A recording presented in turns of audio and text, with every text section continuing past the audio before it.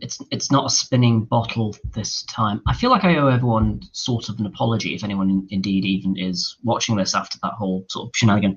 I thought that would be funnier than it was. So I thought, to make up for the fact that that was weird, I've been meaning to do a follow-up to a live that I did when I first started doing these a little while ago, and that was kitchen sink. So reviews of things that I've had and then kind of kept aside. So that's what this is going to be. I don't intend for this to be particularly long. So if you have other things to do, I mean, it's 2 a.m. where I am, so you know that's a thing.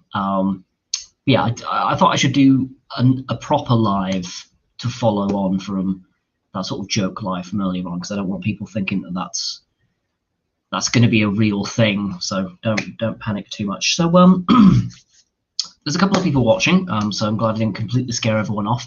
How is everyone? Let me know in the comments. Let me know how you are getting on. For reference as well, that last bottle that was spinning, that was that there. That was just on my desk with the interesting wallpaper that is in this living room. Yeah, at some point I might crack this open, but not today. We're not actually talking about whiskey today. We're going to be talking about beers, and I don't think there's any cider, actually. I think it's all beer. We're going to be talking about some sours as well, which is quite exciting, isn't it? So we'll start with the fierce beer. Why not? So this is one I've actually covered off of the channel before. Have a break. It's Kit Kat beer. I can't call it Kit Kat beer because Nestle will come and break their thumbs, or possibly other things. This is a rebrew, new batch. I know this because the original batch had a blue coloration, and this one has a red one, which I suppose makes more sense because Kit Kats come in red packets. Chocolate wafer pale ale, 6.5%. I really liked it. I really like this beer as a general rule. I think they do some really good stuff. They're sort of like, they've sort of taken over from like where my affection for Brewdog was. In that I like them as like solid but not over the top. I mean, they do have some like pretty beers out there, and they're kind of dabbling into spirits as well, because lots of breweries are doing that. In fact, I don't think there's many breweries that aren't dabbling in some kind of spirit at this point, because I mean, most of them have, if not the equipment, then they can get it, and you know, it's pretty easy money, to be fair. The blurb on this one, this beer was made to have all the flavour of your favourite chocolate-covered wafer biscuits. So you're really covering their asses there. But in a pale beer. Massive hit of cacao and vanilla as a smooth, malty backbone. Go on, have a break. One of the funny things about slogans is you can use those. So, you know, you can kind of give that big nod, wink, wink. I think when I first had this, I was a little bit surprised it was a pale ale. Because I was like, well, all those flavors you would normally put in a stout, because that's just, you know, so obvious. This worked. I think this worked better for what they were trying to achieve, because you've still got the chocolate flavors in there, but a Kit Kat's not just chocolate, you know, that the wafer makes up a fairly big part of it. I would be, do you know what, I'd be curious to see if Fierce, because they like to bugger about every once in a while. They're having their 5th birthday this year, actually. I just happen to know that.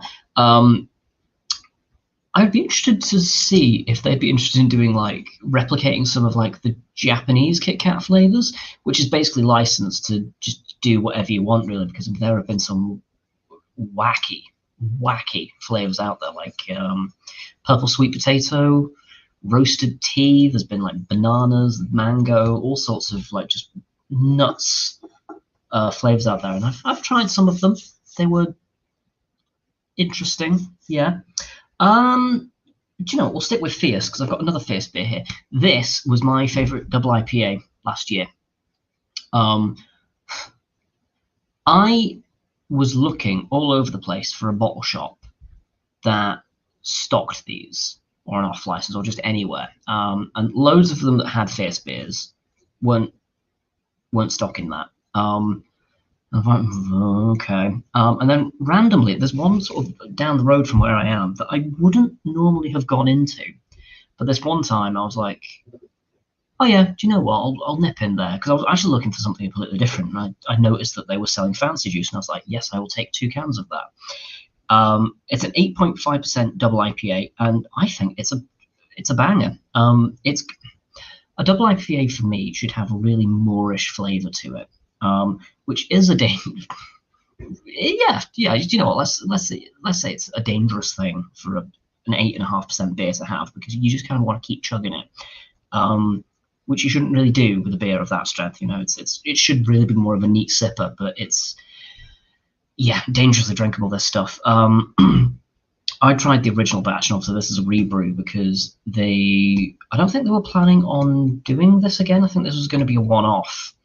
And then it won an award towards the end of the year, and I think they were like, maybe we'll have another go with that. Yeah, and I'm glad that they brought it back because it's as good as the original batch.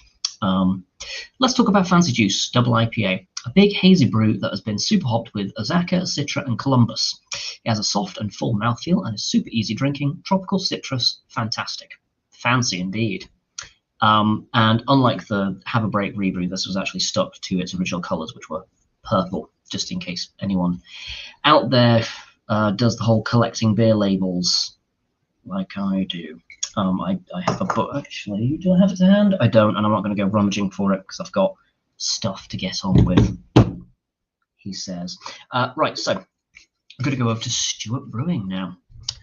Who remembers brew IPAs and brew pales? Well, they didn't completely die a death. People had a big issue with these as like a beer style. I get it. You know, some people just have sort of an innate backlash to new stuff, or things that they've not heard of before that they think are new, like the LGBT community.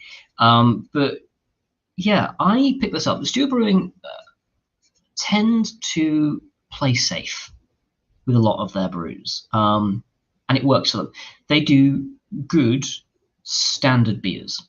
Pentland IPA is one that I think I've stocked in pretty much every pub and bar that I've ever worked in, with exception to the current one, but that's only because we don't have cask pumps, to be fair, so we can't. But yeah, Stewart do some great work, and they do periodically release more unusual things. It's called Project 7. They've done things like blueberry pale ales. This is their Bellini brew, white peach champagne pale, 5.2% ABV, 440 milliliters.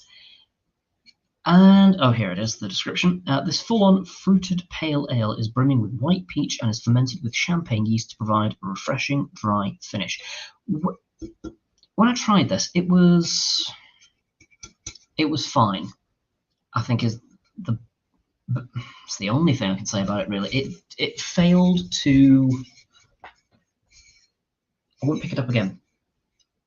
I think says everything you need to know, really.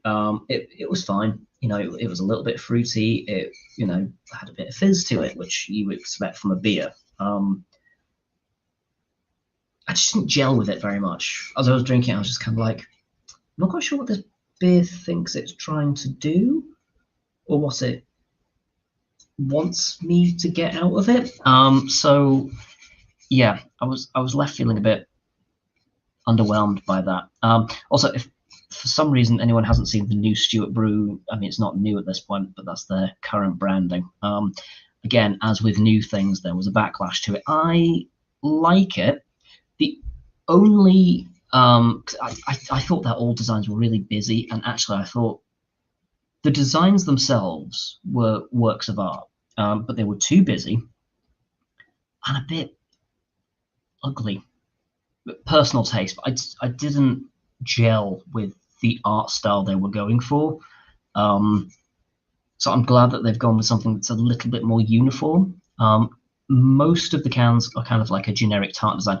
The one where they've dropped the ball, though, is they have a beer called First World Problems, and it used to be cartoon panels of like a blonde woman saying things like, "Oh, I can't get my nails done," you know, like stuff like that. And they've since just changed it to a generic tartan design. So I think that one's gone the wrong direction. But other than that, have a comment. Hello. Good evening, good evening. You're still up 9 p.m. here, doing well enough. Back into full lockdown in Ontario starting tomorrow. We'll be there in a few weeks.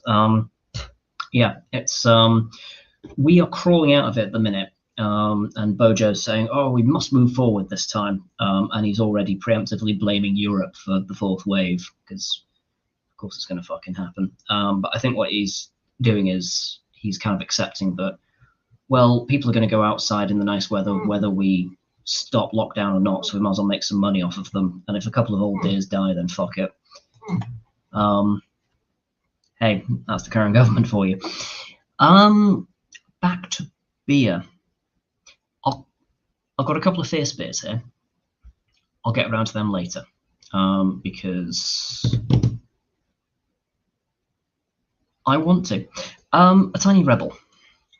I did a Tiny Rebel last time. The last time I did a Tiny Rebel, it was that weird gammon beer.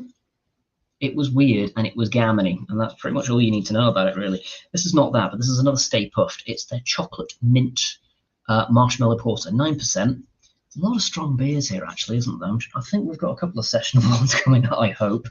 So otherwise, Eye Dark knows mint chocolates and taste mint chocolate, so, you know, again, that clears that up. I've been getting a lot of Tiny Rebel. I think it's mainly because the off-license nearby just happens to stock a lot of it, and it kind of catches my eye.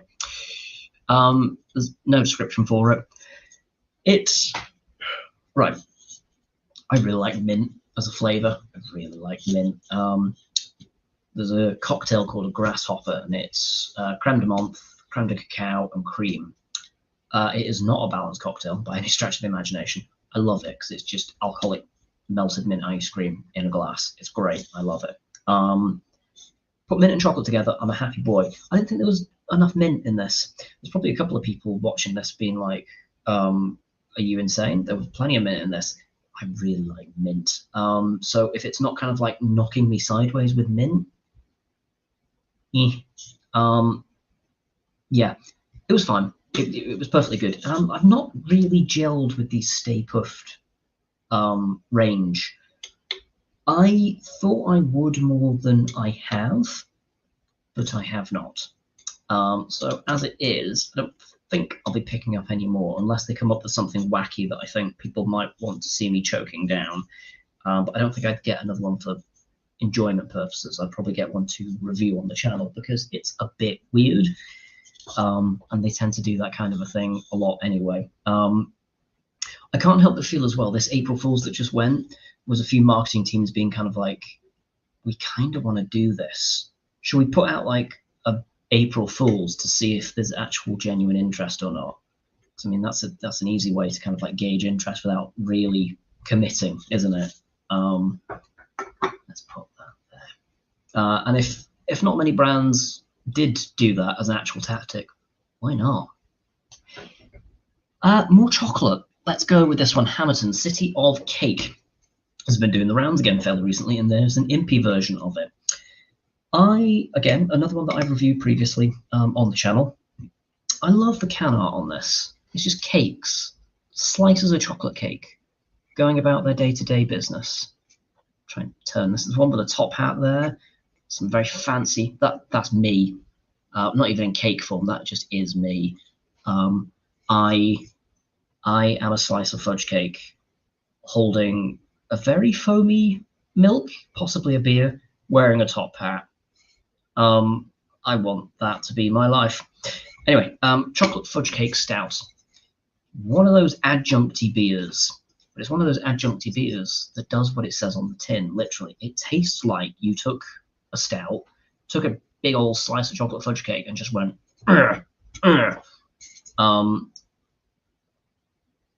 Hamilton really knocked out of the park with this one. Right, some people have issues with adjuncty beers. I get it. In the same way that I sometimes have issues with certain whiskies that make certain additions to them because they're trying to cover up that they are bad.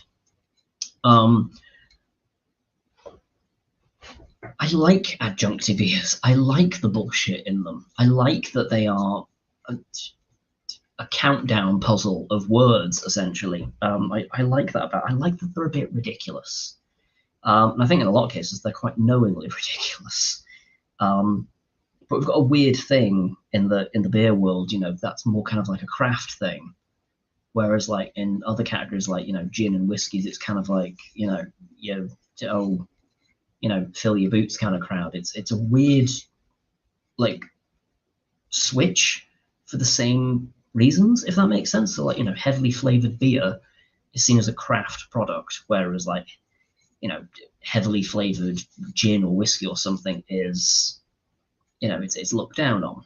And I'm not saying these aren't looked down on, but I mean, when you get to kind of like the snootier side of anything, be it model building, stamp collecting, bird watching, whatever, you're going to get those people that are like, oh, this isn't how it's done. They've got strong opinions on it, because of course they do. A deep and rich chocolate milk stout rather than a milk chocolate stout. Balancing roasted coffee, chocolate notes with a sweetness followed with fudge and caramel aromas.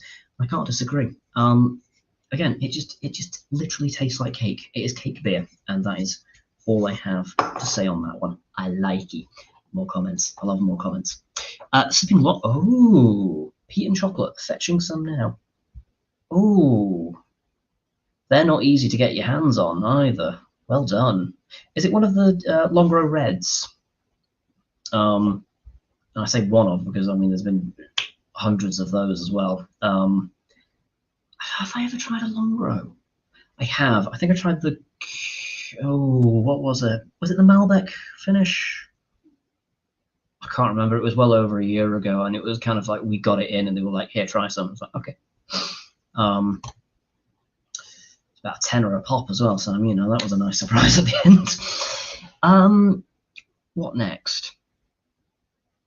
I kind of feel bad for covering this because I think Jake's in bed now, but you're probably like, who's Jake? Are you going out with a guy called Jake?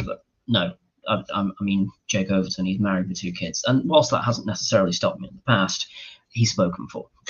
We're going to be talking about Beak, Beak Brewery.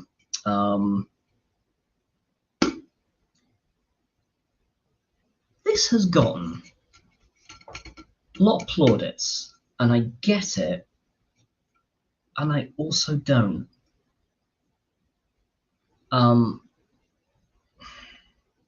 This was a good beer. This is a well-made beer. I enjoyed this beer.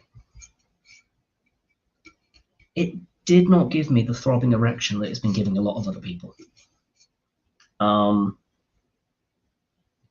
liked it. It wasn't revolutionary to me. It wasn't life-changing. It was a well-made, I would almost be tempted to say, not basic, but it was a well-made example of the beer that they are making. But there was nothing. I feel like it lacked a little bit of flair. You can be high quality and still not have like a wow factor, if that makes sense. And I felt it was lacking that kind of like next push.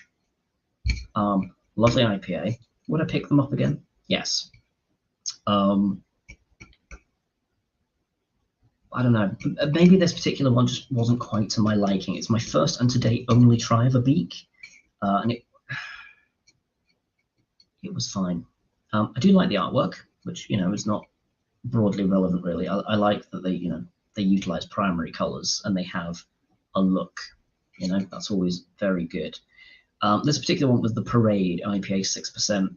Our house IPA combined London Fog yeast with 3 of our favorite hop varieties, Citra, Mosaic, and Idaho 7, resulting in fruit bubblegum, flavors of mango, orange peel, pineapple, and ripe flat peaches. I don't think I've ever eaten a flat peach. I've seen them about. I always thought that they were squashed rather than, actual fruit on their own. It's unfiltered, unpasteurized, so it's got a lot going for it as well. So that's exciting. I'm a little bit wary of the time as well, so I think I'm just going to do a couple more, and I might come back to these on like another one of these because it is late as well. Nope, the NAS, not the Red Line, and chocolate cake beer. Bloody hell, that would be a treat. It really was. They're still available. obviously where I am, but they may well not be for much longer. I'm actually going to wrap up with 2 beers. Am I going to do 2? Actually, I've got 3 here, haven't I? So do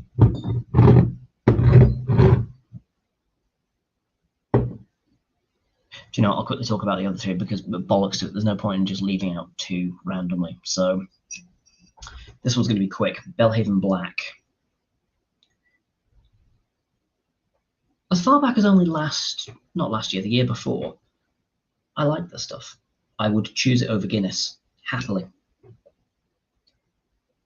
They've done something. Now then, Belhaven is owned by Greene King. Having worked for Greene King and knowing what they are like, I would imagine they have cheaped out on it because everything they do is about cheaping out. They are tight motherfuckers. They really are. Almost exploitatively. Actually, no, they are exploitatively tight. I will say that because they certainly exploited me when I was working for them. I kind of covered this we were talking about Belhaven with their 80 shilling not so long ago. Yeah, I'm sad about this one because I have very vivid memories of it being a lovely beer about 1.5 years ago. And I don't know what the fuck they've done to this. This might just be that it was badly stored. I don't know, but it's 2 Belhavens on the trot that have just been acrid and deeply unpleasant. They've had this horrible kind of like nettly flavor to them. They've had like a skunkiness to them. They've just been not good. I hope it's not going to happen because of how big Greene King are, but I really hope Belhaven gets sold to somebody else so they can start making beers the way they want to make them again. Belhaven, I've actually visited the brewery. It's lovely. They're very proud of what they make, which might surprise a few people because, you know, generally Belhavens are kind of like they're jobbing beers. And that doesn't mean that, you know, they're made without any care necessarily. You know, you could tell the people that worked there cared about the product they were making. And I could tell that because when somebody asked about Belhaven Best, they just went, yeah, we make it and it sells a lot of money, but, you know, we'd rather talk about something else. And it's like, I like you. You know, because they weren't just there just to like toe the company line. You know, they were quite open and honest about what they were liking and what they were like, yeah, this keeps the doors open, but there's not much to tell you.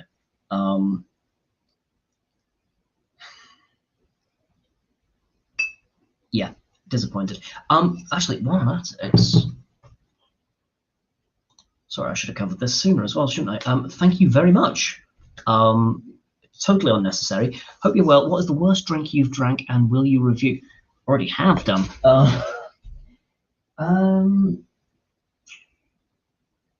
Oh, I don't have it to hand. Malort's pretty rough. Yeah, Malort's not good. Malort it's a Chicago drink. It is the bitterest thing I've ever tasted, and that's impressive because normally I like bitter flavors. But this was, oh no. Oh, it was rough, man. You can actually there is a video out there. There's actually 2 of me doing Malort, being an Englishman trying Malort for the first time. I was very much in the mindset of like, it can't be this bad. And then I tried it and I was like, oh God, that's bad. That's really rough. And then I was like, how does this work in a cocktail? And actually, when you kind of drown it out a little bit with other things, it's fine. I'm trying to think what else I've had that is absolutely appalling. I've had bad. Oh, actually, no. I can't even remember the bloody name of them. Oh, that's going to annoy me. Do you know what? I look them up and I always forget their name. They were a brewery and they made a jam donut stout. And it just tasted like sweetener. It was terrible. It was really not pleasant. But thank you very much for the super chats. Very appreciated. It'll help me to continue this going. As they said in Cabaret, makes the world go round, doesn't it? Cost cutting, not moving their product fast enough. Shame the quality's suffering. It is. It is. It's the case with a lot of these like big companies that own a lot of these smaller brands. It's just one of these things that does happen, unfortunately, and it is alarming, the turnaround of that one, because like I said, you know, I've tried them not too far back, and there was a lot of their beers that I quite liked. But yeah, that one's not good. Anyway, so this is a hello. I've seen it in your review in that Chicago liquor, and it sounds and looks terrible. Oh, it's bad. I'm not quite sure how much I can emphasize the badness of it. It's pretty bloody rough. There's some fantastic other covers of that as well. There's one done by Prescott Van Meyer. He started off on TikTok and he's migrated over to, well, he does both, but he's on YouTube as well, as Unemployed Wine Guy, I think is his channel name. He's hilarious. He's very, very, very funny. Yeah, and he's got a very technical background when it comes to like spirit tasting, and then he just tastes trash. Every review is just some kind of god awful garbage, and it's funny. It is very, very good, and I thoroughly recommend you check him out at some point, because people are loving him as well. You know, people are really connecting with a lot of the stuff that he does. He's just a natural. You know, he's an absolute talent.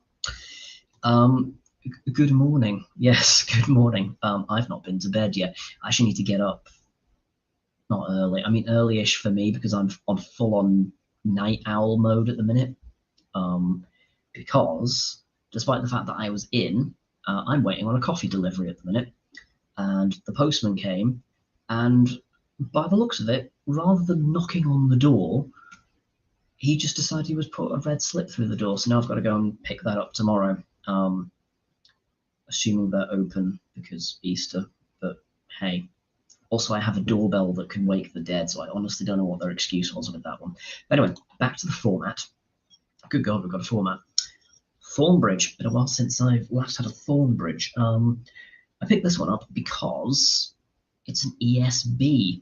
You can't see that because my camera's terrible. This was supposed to be a stopgap camera. I need to sub it out at some point because it's not great, is it? Extra special bitter, bottle conditioned. I picked this up at the same time that I picked up the Wylam, their best bitter, and I was going to do a comparison, and I didn't. Rather than doing that, I decided to crack open the best because, and that wasn't a joke when I say on the video I've got a pie in the oven. I did genuinely. I'd come back and I wanted something for tea. I was like, well, I've got a pie in the fridge. I'll put that in the oven. I was like,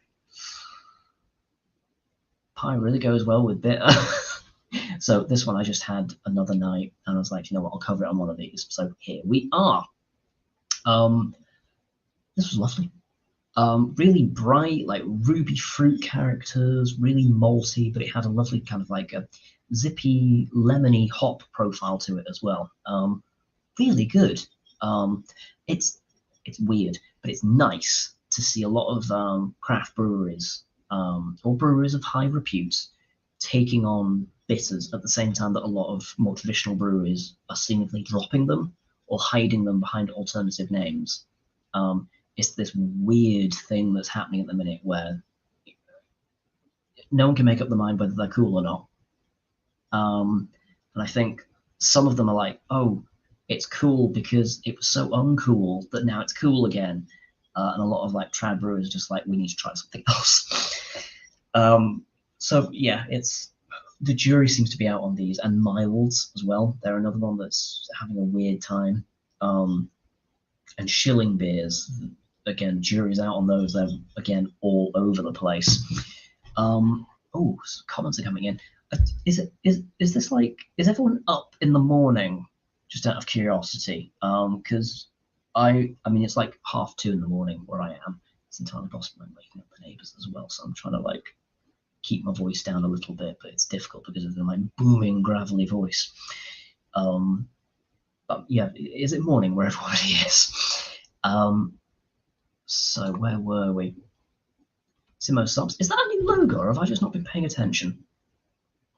I've probably just not been paying attention. I love it. Anyway, morning. Hope you're well. I've been going through your reviews while in isolation. They've had me in stitches. You're very welcome. As you can probably tell, I try and go for the comedy side of things because I think it plays to my strengths. I think I'm a bit off the wall and clownish, so why not? I quite agree. Coffee held hostage by the postal service.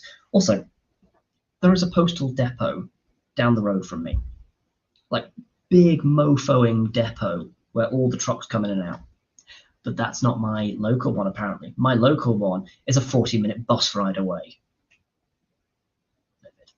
Absolutely enraging. But anyway, yeah, Royal Mail's weird. Really getting into craft beer recently. What styles do you lean towards? Oh, this stream's going to be hours long.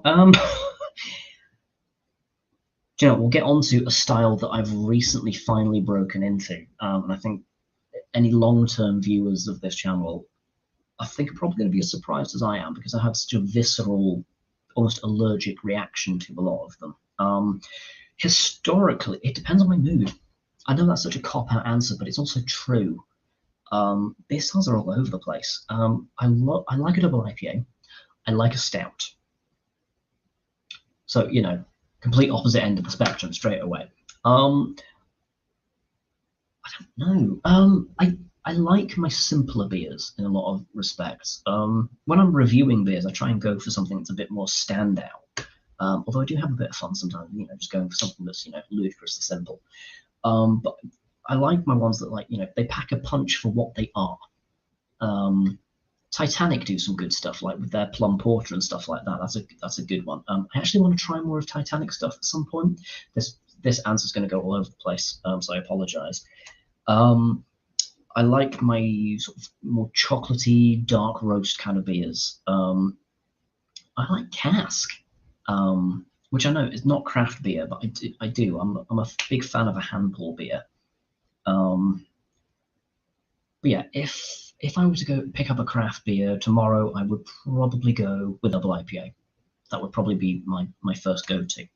Although, obviously I get through everyone's comments, because obviously people have been kind enough to leave them, so I want to look at them. We're going to be talking about some beers that I'm still a little bit amazed that I'm now enjoying. So do stick around for that. Messaging from Brooklyn, New York. Beautiful. Everything calmed down again. I know that there's been some issues at the Capitol again, haven't there? With people. Was it a car or something, like trying to ram raid its way in or something like that? So I hope that's not going to be a thing every quarter, because I mean, yeah, that's scary. Don't want that to be a thing. You're up early in the morning watching a man talking about empties. Which of us needs to reassess their life? It's possibly both of us. 9:30 p.m. here. Edinburgh 2:27 a.m. I feel it's just my sleeping pattern. I'm a total night owl. I just am. I've not been to bed yet, although I didn't get up till gone lunchtime. Basically the same. But you can't go anywhere or do anything. Time is irrelevant. Yeah. In an absolute echo chamber at the minute. Like, just time has no meaning. You know. Yeah, I would imagine this is what, like, it actually feels like to be on the Starship Enterprise. You know how, like, when in Star Trek they're kind of like, oh, you've got the night shift, and it's like, you know, all the lights are down and, you know, it's poorly staffed, and you're just like, why would the night shift mean anything on a starship? Well, how does the Romulans show up? This is stupid. Why should there be a night shift? This makes no sense. Anyway, before I get my Trekkie on, will you do a Beavertown craft beer review? I don't see why not. It's been a long time since anything that Beavertown's done has, like, really caught my. I do still pick up Lupoloids every now and then, because I still quite like them. Have they declined in quality? Yes, they have. But I still like them overall. As like just a go-to simple IPA. I still like the Loopies. I'm a fan. We're in the world, same time zone. Brooklyn. Yep. Good morning or good evening, or well, morning for most of us, just in different ways. I read about the car deal. Worst case scenario, there'll be some protests in New York, but where there are crazies rarely features New York. Well, yeah, I mean, hopefully, less of that in general. But yeah. Anyway, let's not get too bogged down in the politics, I suppose. New logo. I wasn't really a fan of the one before. It was just me pissed holding a beer. But I try an actual logo. That's also the most I've ever used the word logo in one body of text. Well, when you're talking about logos, I'm going to actually move this down a little bit because I'm realizing that the text box is kind of cutting me off a little bit, isn't it? There we go. Yep, that will do.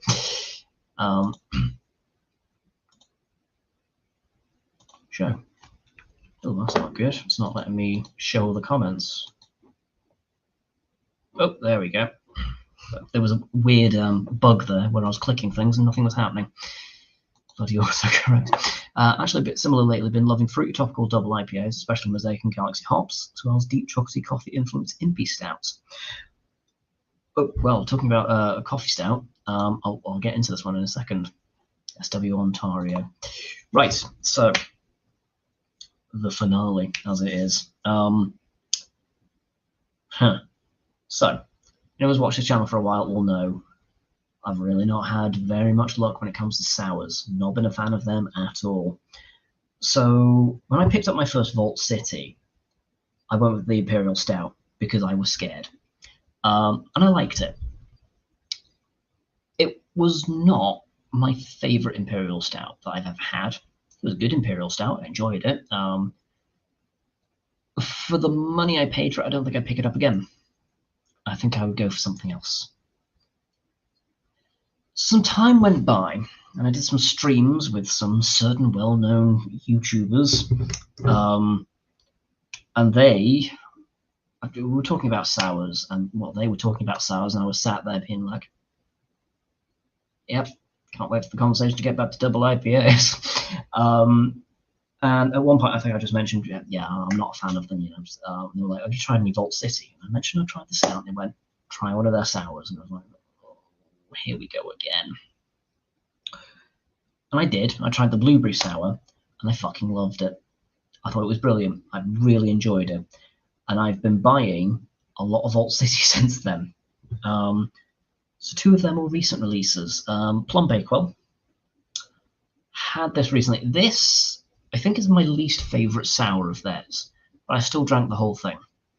Normally when I have a sour, I'll have a few sips, go, ugh, and then tip it down the sink. For me to be consistently drinking them is nothing short of a miracle, like full-on Handel's Messiah chorus kind of a thing. Plum Bakewell, 7%. I'll read the blurb. The Bakewell series is back. Taking the baking world on one brew at a time, we've continually adapted and improving our method of brewing up a slice of pastry goodness. The wording on this isn't great. Just for you. A biscuit base built by locally sourced malt with a hint of vanilla running through. Heaped full of plums with a decadent texture and a mouth-watering richness, dusting of almonds tops off the brew and leaps out the aromas to foretell the treat baked flavours you're about to enjoy in your glass. I can't say I picked up much in the way of almond on this. I did get a faint yellow plum flavour. It was a little bit citric without it being overwhelming. It was kind of like a lemony zip. And there's this wonderful thing with Vault City beers, and they all have this lovely malt background, backbone is what I'm meaning, which most sours that I've had, they just kind of taste like flavoured vinegar. And it's weird for me to say that because I normally quite like vinegar. Weird, I know. I do. I like vinegary flavours. I like pickled things. I will just have a spoonful of vinegar. I've been taking cider vinegar in the mornings as a diet aid. It's not working, but hey ho, you know, I still like vinegar, so I've gotten into the ritual at this point. So I drink vinegar in the mornings because I'm sane. Like, apparently it's a thing that people do. But anyway, yeah, I liked this one. I also like this one. This is one of the most recent ones, Pear Drop. Like I said, I've been keeping up to date with Vault City because they floored me with how much I liked them. And I don't want to say that me liking them is the highest praise they could get, but I'm actually kind of going to go out on a limb and say it probably is the highest praise they could get because I fucking hated sour beers. Up until these, I used to say sour beers to me are kind of like vaginas. Lots of people like them, they're just not my thing. So apparently now I'm bisexual. I don't know, but yeah, this was great. I like Pear Drops, the sweets. This really did remind me of it. It had a sweetness to it. It tasted like artificial pear flavor you get sometimes. And it was a lemony, bright, citrusy flavor. Blurb on it, session sour, so it's 4.8%, so nice and light. One of our favourite flavours and best received beers gets a reiteration. So this has actually happened before, but I missed it the first time around because obviously I was cowering under the bed from anything that called itself a sour. This time our modern sour beer, all capitals, is all about the pear, leaning towards hard-boiled sweets with an all-fitting delicate session sour form. Heady pear aromas are amplified by our hop mix culture fermentation profile, which is full-on sweet esters. The sherbet-like acidity of our base beer keeps the pear flavour fresh, exciting, and even more moorish. Settle in for a session sour.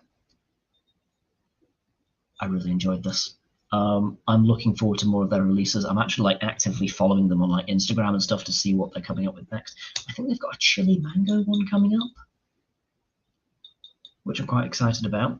I am a little bit worried that these are going to be my spend, which, again, if you told me even 6 weeks ago, never mind 6 months ago, oh, you're going to be obsessed with sours, would not have believed you. If you'd said, hey, if you believe me, I'll give you £1 million, I wouldn't have believed you, because I'd be like, this is a trap, this is a trick. And I know what the difference is with these. It's a sour, but it's not. With a lot of sours that are out there, I feel like they're almost trying to attack you.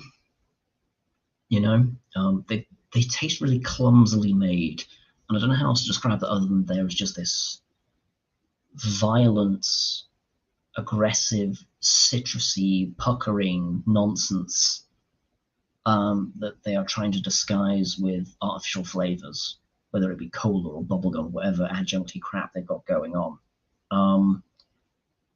Whereas these, well, they've still got these quite wacky flavors.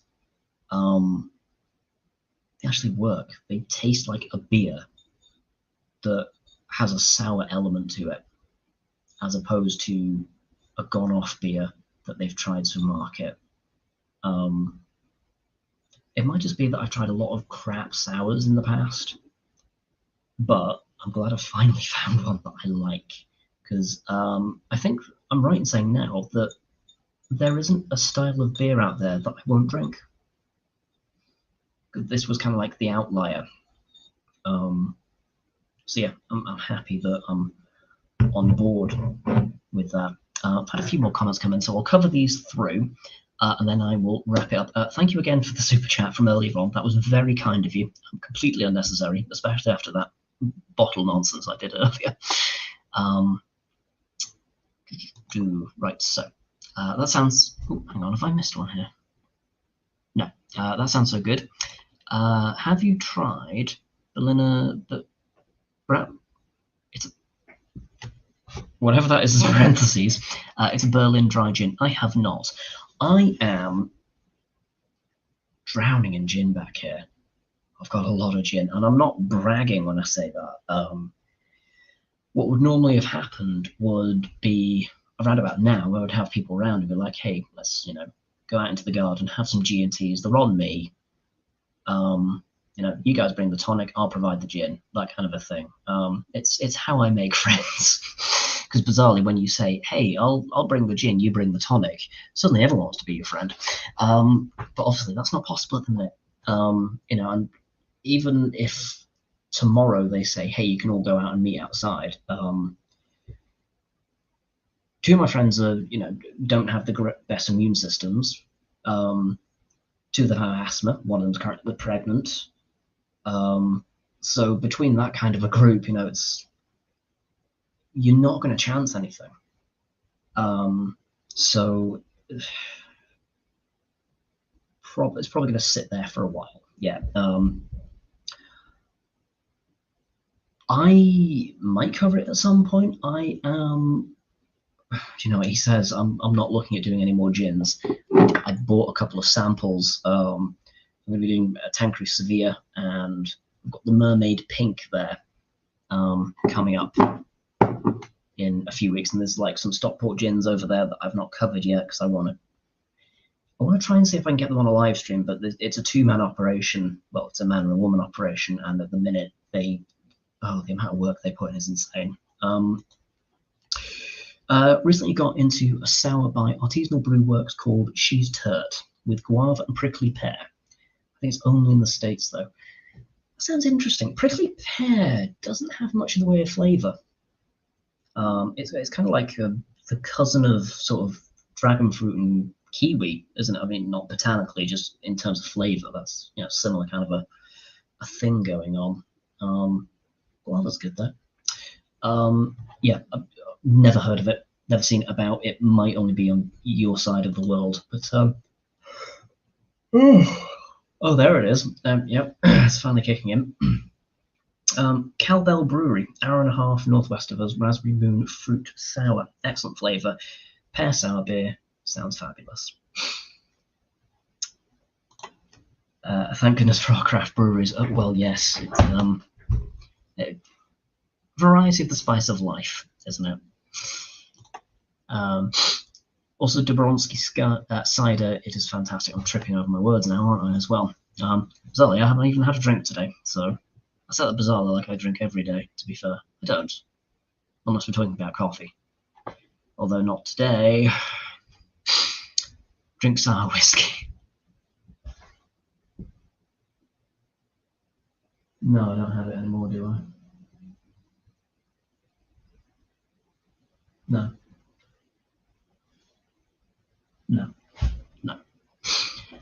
Thought I still had some of the Queen Margot on my shelf, but I polished that off. It's actually I quite like the Queen Margot 3, but it does have like that weird metallic, slightly sour edge to it.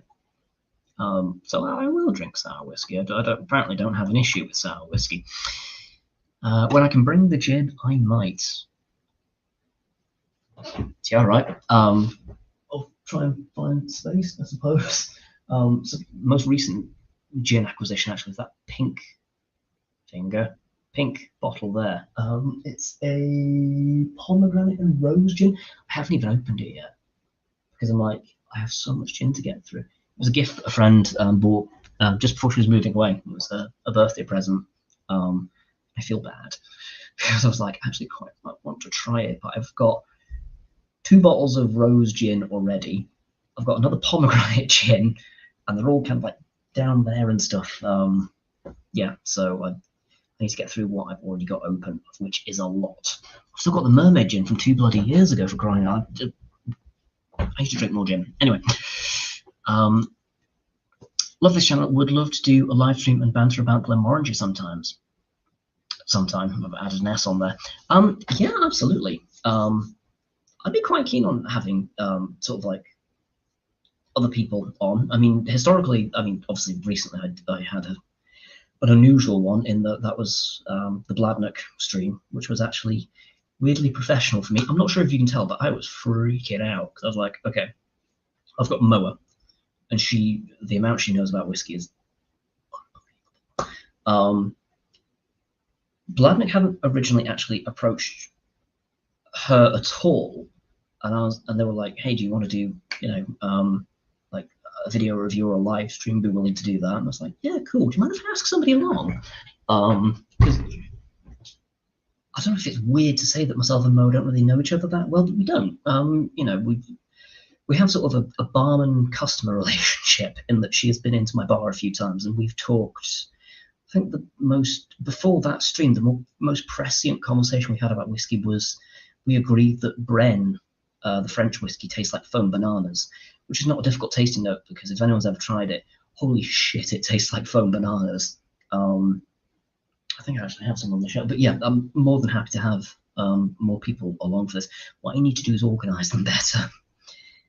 Because I was doing them sort of every week, and I wasn't. I don't know. I wasn't happy with doing them every week because it was getting to Saturdays sometimes, and I was like, I don't feel like doing it this week, and I think you could tell. So that's kind of why I sort of quietly dropped them.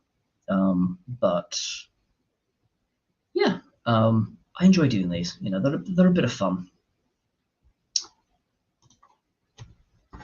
Would you do a review of whiskey/beer from the Isles of Scotland, for example, beer from Colonsay? Oh, right. Yeah, I don't see why not. Are we talking about beers that distilleries make? Is that what we're talking about? Because I know that Ardbeg knocked out some. I don't think it was actually. I think it was contract brewed a smoky porter a little while ago, and you couldn't get your fucking hands on them because, again, the Ardbeg effect. You know, it's what was that ridiculous? What was that shitty beer that sold out? The cream egg one, was it Vocation that did that? Part of the Golden Jubilee. I liked that marketing campaign before that beer came out, and then I was like, oh, okay. Who was it who did that, actually? Do you know, I'm going to have to quickly Google that because I don't want to be totally incorrect. Cream egg beer. Talk amongst yourselves for a minute. Goose Island. Of course it fucking was. Yeah. Sold out like that. And Ollie over at Pint Sized got his hands on one somehow. I don't know. I think he had to threaten somebody in order to get one, but he didn't actually. That was a joke. Yeah, and he reviewed it honestly, and the obvious outcome was it was fucking awful because of course it was. It was just like, right, this is marketing. How about you just take a shit in the vat and then we'll just dilute it and call it a day. Yes, and also some islands make their own beer. True that. Yeah, I'm up for doing sort of a. I'm always open to requests. People occasionally make them, and I try wherever possible to integrate them in. I do take note of people's requests. I don't always get round to them, and I don't often say, "Hey, I'll do that." For certain, I normally say, "Kind of like, I'll look into it" or something like that. There are a few reviews that, I mean, I've bought a couple of things actually off of the back of people asking for them. And I prefer, rather than to like make a big deal of it, ahead of time, just to kind of mention it in the video, so-and-so requested this, so I thought it would be fun to do it. So, that does happen sometimes. I'm trying to think of a specific example, actually, and I don't think I've got.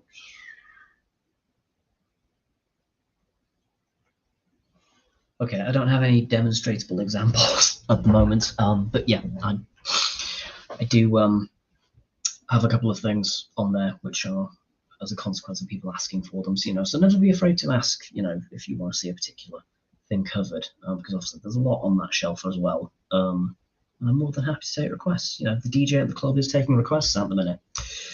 I'm going to wrap this up shortly. Before I do, I want to quickly just come out with a couple of bits and pieces as well. Obviously, there was a live that I did today, which was a bit of a joke live, but it was also kind of testing the waters a little bit to kind of see, how do people react to something that's totally different.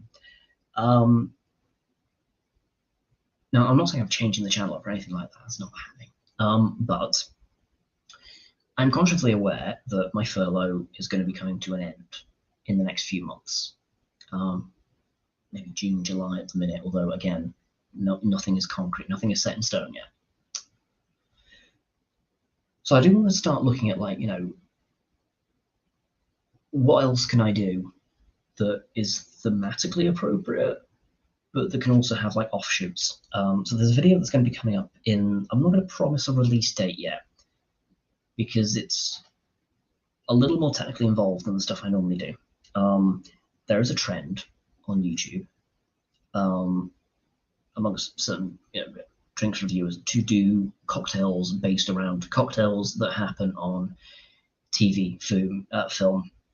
Loads of people have done a White Russian and pretended that the video has something to do with The Big Lebowski. It doesn't. But it gets more views in because, people see, oh, the White Russian from The Big Lebowski. I've seen that film. I like alcohol. And they click on it and they watch it. And it's just a White Russian recipe. Because, of course, it fucking is. There's not, that's what it was. That was what Jeff Bridges drank in the film. So I thought, well, okay. I don't want to just do like a collection of Simpsons cocktails. And a lot of stuff has already been done. I might do butterbeer at some point because I've wanted to cover the Tudor recipe for a while. It's been done by a few people out there. It's such a ludicrous recipe, it's put butter in beer. Like, yeah. But I'm a big Red Dwarf fan. I was like, right, what drinks are there from Red Dwarf that I could maybe make? So we had urine recycle wine, which I don't think is a good idea. Or there is one that has cropped up. It's never even really been seen. It's cropped up a couple of times in episodes as lip service. That's the beer milkshake. So I'm planning on doing a video on that. And I thought, spin off to that, because I did a ranking video about blended whiskies a few weeks ago. And that was actually quite well received. That I would do on ranking all the Red Dwarf videos. That has absolutely nothing to do with drink whatsoever, but it's a tie into the other video, and I want to make it. So I think I was just kind of gauging, what are people's responses to me doing something that's a little bit out there, or a little bit weird, or something that's kind of its own bubble. Because I want to do that at some point, and it's not going to be easy to make. It's a lot of work to put it together, but I just kind of want to make sure I'm not going to scare too many people off. So I think that's part of the reason why as well. I'm just saying, by the way. Right. Another comment coming in. There's a great book called Tequila Mockingbird, and it's just classic cocktails meshed with literary puns. I've seen it. I think I've owned it at one point, actually. I don't have it anymore. I think I gave it away to somebody might have been as a leaving gift. I might have just been like, oh shit, I need to bring something. That'll do. Yeah, I think I've had that at some point. Yeah, because I remember there being a cocktail book it was more pun than it was actual recipes. Nowadays, I tend to go for. I mean, this guy's not done me too badly so far.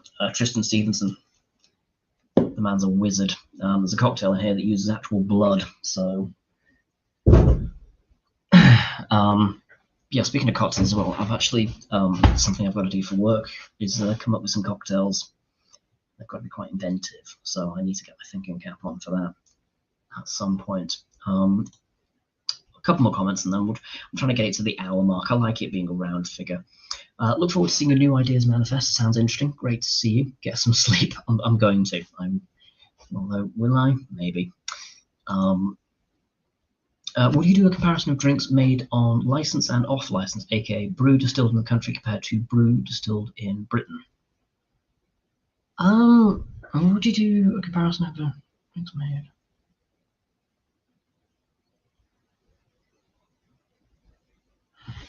Yeah, I think I understand that right. Yeah, so sort of like an international comparison almost. Yeah, I don't see why not. I think that would be a good thing to do as a live, because there's a few beer tubers that I've done some lives with, and I think I respect their palates for beers more than I respect my own, which is why I don't cover them as much anymore. Just because there are bigger and better people that do it better. Mine's more kind of like a glancing blow sort of an approach to beers, whereas they know their stuff. But yeah, I'd be up for looking at that. As you've seen with like my bourbon bourbon, I'm not adverse to, you know, doing weird, wacky things, and I quite like doing a comparison. They're a bit of fun. I say go for it. Well, that's all the permission I needed. Yeah, I'm looking forward to do that. For the list side of things, obviously, I need to get all the episodes done as like little squares, so that's going to take a little bit of time. But yeah, looking forward to doing that. I'm a little bit surprised I've actually done this for an hour, but what I am going to do is wrap this up for tonight. So obviously I just want to do a proper stream just to kind of get out there. And also, it's nice to see that there are, you know, if I am up a bit later, there are actually people around to watch, which is good. It might even be a thing that I might start doing this later on, because a lot of my contemporaries in the UK, UK streams are quite busy. You know, it's quite, because I'm quite late to the party with that one. It's quite you're gonna clash with somebody, you know. But I prefer not to try and like openly, you know, compete for somebody's time slot, because I don't think that's fair. But yeah, just John. Will these streams be regular? Now then, here's the thing about regular streams. I tried doing regular streams for about 5 weeks, and as they went on, I was enjoying them less. And you could tell, I think. So I'm not going to say that they're going to be a regular scheduled thing. More because even if I did do regular streams, sooner or later they would have to end anyway, because of the nature of the work I do. I don't have a set schedule from week to week, so it's impossible for me to say I'll do every Thursday at 8 o'clock, for example, because I might be working a shift Thursday at 8 o'clock. You know, it might be that I'm needed that day. You know, and I can't very well say, oh, I can't do that, I'm showing off on the internet or something like that. You know, it's not. It does not ingratiate you with the people that pay your paychecks. So yeah, I'm going to say no. Is the short answer to that one. I would. Yeah, I'd kind of like them to be, but also I've tried it, and I think when it got to like the 5th week, and I was like, I'm not enjoying doing these sort of the same time slot, because it started feeling a bit like a chore, and I don't like that.